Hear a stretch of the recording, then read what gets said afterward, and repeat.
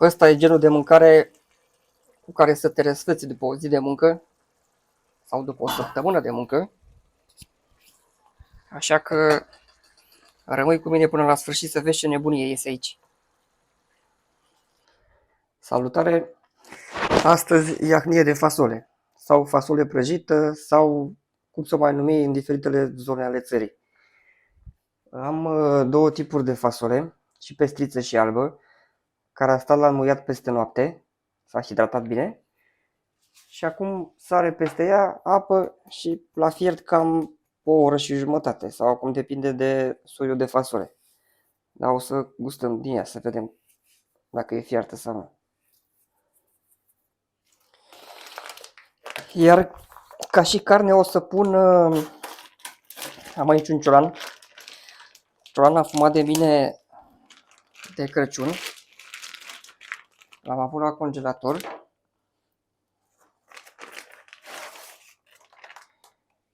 Ceva adevărat, nu făcăturile din magazin. Ăsta o să-l pun la fiert și pe el vreo 2 ore. Și o să mai folosesc, mai am aici un mușchiuleț afumat tot de mine. Aveți video pe canal cu mezeluri de casă. Și o să mai pun, nu știu dacă le pun toate, aici am niște jumări tot așa de la Crăciun. Sunt vidate, chiar dacă nu stau în untură, dacă sunt vidate, stau foarte bine și în borcan, fără untură. O să am nevoie de ceva legume pentru că, în special de ceapă foarte multă, la fasole chiar merge ceapă. Eu o să fac o cantitate destul de mare, pentru că e o mâncare care durează destul de mult să o faci. Și atunci prefer să o fac cantitate mare, am o oară de 7 litri, o să o fac plină și după aia o să o pun la borcane. Asta nu e de gătit așa, durează destul de mult până să umflă fasolea, până fierbe carnea, până fierbe fasolea. Plus că e genul de mâncare care cu trecerea timpului devine din ce în ce mai bună, exact ca și zacusca.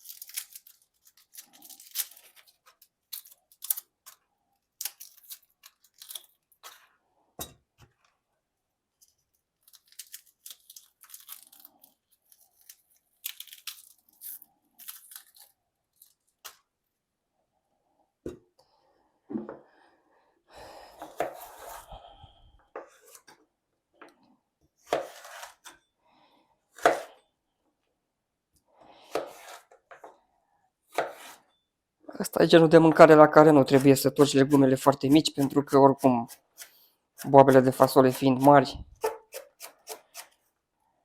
nu stă nimeni să le vadă cu lupa.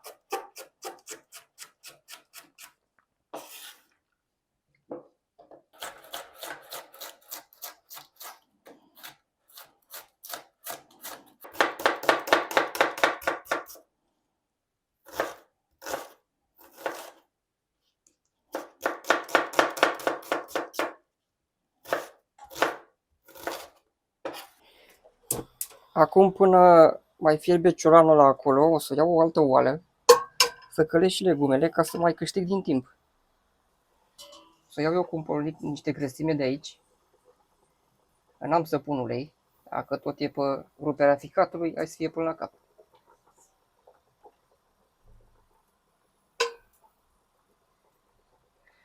Oricum, asta e genul de mâncare care nu se poate mânca în fiecare zi, dar o dată pe săptămână nu moare nimeni.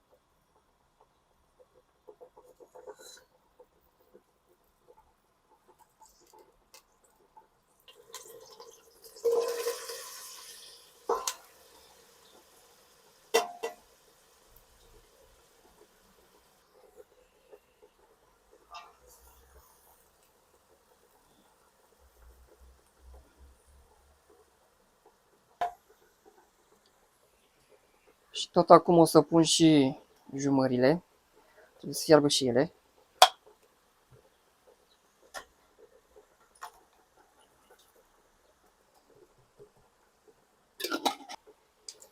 Și am să mai pun un pic de untură, că nu uit cine știe ce grăsime acolo.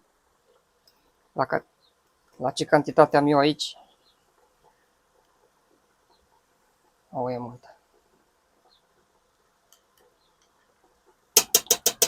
Cine nu are untură, ulei.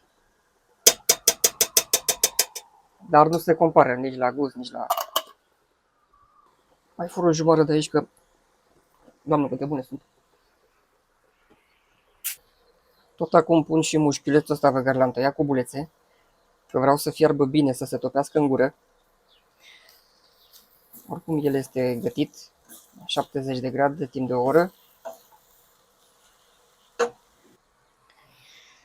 Și acum oregano, foi de dat fin, vreo 4-5 bucăți, că e oara destul de mare. Câte nimerim acolo. Un pic de boia iute, o jumătate de linguriță așa. Și o să-i bag și niște rozmarin proaspăt. Tai mai din interior, că s-a înmulțit ăsta, s-a făcut tuf aici. Vreo 3 căinguțe de astea de rozmarin.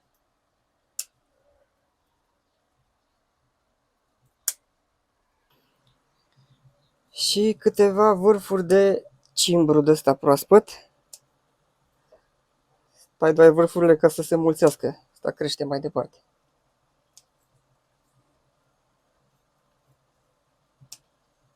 Astea o să le leg și le scot la sfârșit. După ce își lasă gustul, o să le scot. Legate cu o altă de bumbac și ca să nu mă încurce aici la legume, o să-l arunc direct aici în zeama asta, pentru că oricum o să folosesc toată zeama aia de acolo. Și mi-e mai ușor să-l scot de acolo.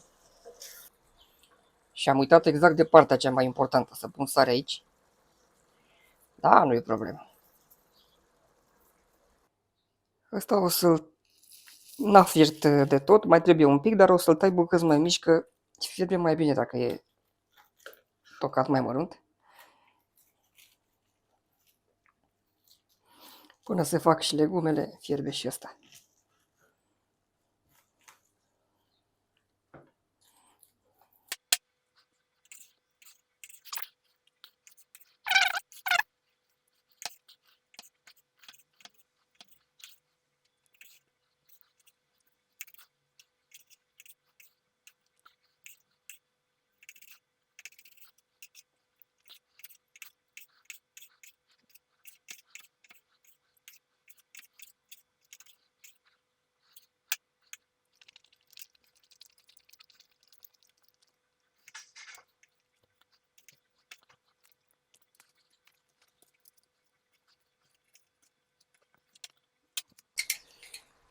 Bag și un borcan de ăsta de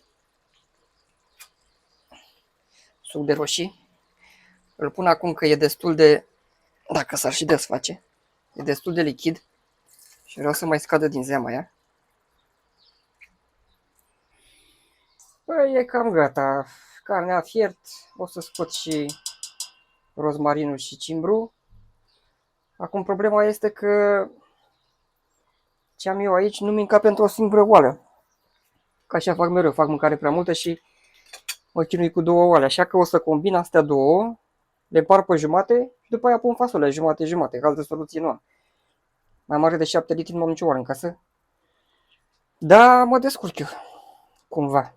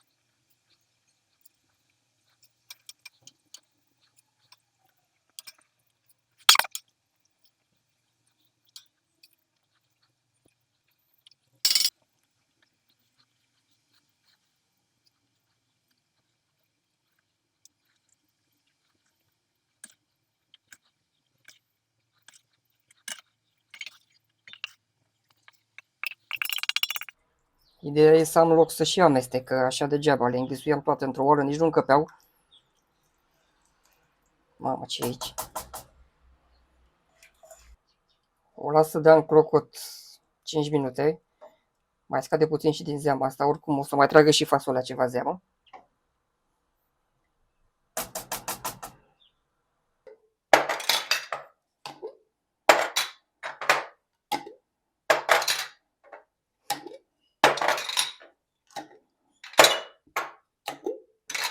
Și cam asta este varianta mea de fasole iahnie cu ciolan și cu jumări.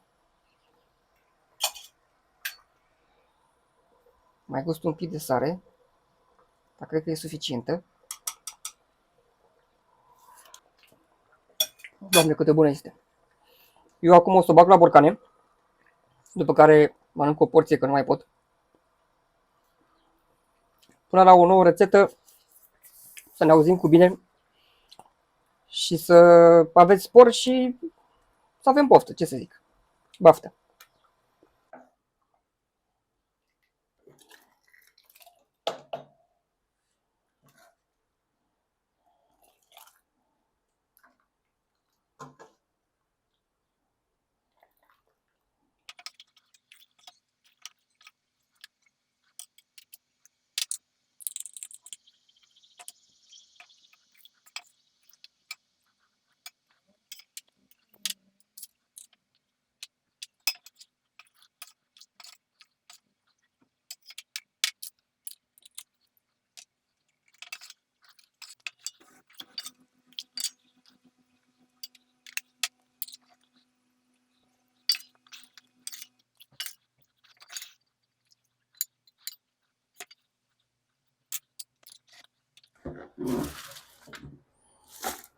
Și logic că nimic nu se aruncă, totul se reciclează.